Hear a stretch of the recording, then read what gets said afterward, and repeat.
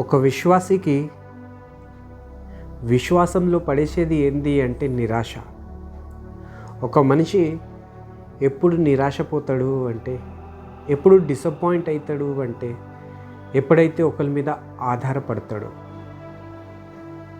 మనసులో ఉంటుంది, వీళ్ళు నన్ను ఫోన్ చేస్తే బాగుంటుంది, వీళ్ళు నాకు ఆదుకుంటే బాగుంటుంది, వీళ్ళు నా గురించి పట్టించుకుంటే బాగుంటుంది అని మనం మనసులో అనుకుంటాం.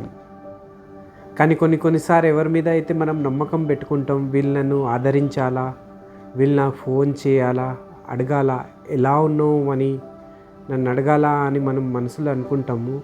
అదే టైంకి వాళ్ళు మనకు పట్టించుకోరు, వదిలేస్తారు. ఒక విశ్వాసి విశ్వాసంలో పడిపోయేది ఎప్పుడు, డిసప్పాయింట్ అయ్యేది ఎప్పుడు అంటే, ఎప్పుడైతే మనుషుల మీద ఆధారపడతారు, వీళ్ళు నన్ను ఆదరించాలా అని. కానీ ఈరోజు దేవుడు వాక్యంని గుర్తు చేస్తూ ఉన్నాడు.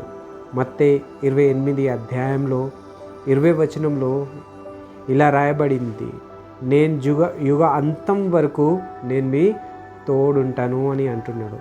అంటే ఏ మనిషి మన తోడున్నా లేకున్నా, ఎవరైనా మనల్ని పట్టించుకోకున్నా, కానీ మన దేవుడు ఎల్లప్పుడూ ఎల్లకాలమైనా మన తోడే ఉంటాడు. మన యేసయ్య మన పక్కకే ఉంటాడు.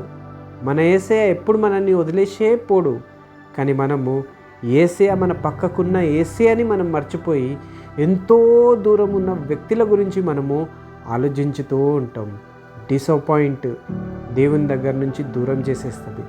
నిరాశ అనే సైతాన్ తీసుకొని వస్తాడు. నిరాశ ఎందుకు తీసుకొని వస్తాడు అంటే, మనం మనుషుల మీద ఆధారపడాల. కానీ ఆ నిరాశ మన జీవితంలో, ఒక విశ్వాసి జీవితంలో ఎందుకు వస్తుంది అంటే, ఆ విశ్వాసి దేవుని మీద ఆధారపడాల. దేవుడు నా తోడున్నాడు అని ఆధారపడాల.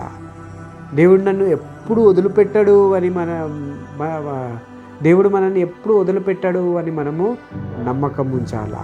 దేవుడు ఈరోజు ఈ వాక్యం ద్వారా మనతో మాట్లాడుతున్నాడు. మత్తయి 28:20 యుగమంతం వరకు నేను నీ తోడున్న దేవుడు, నీ కష్టంలో, బాధల్లో, దుఃఖంలో నిన్ను అందరూ వదిలిపెట్టి వెళ్ళిపోయినప్పుడు కూడా నీ దేవుడే నీ తోడుంటాడు. ఒకవేళ నువ్వు నమ్మినట్టుగా అయితే చెప్పండి ఆమేన్.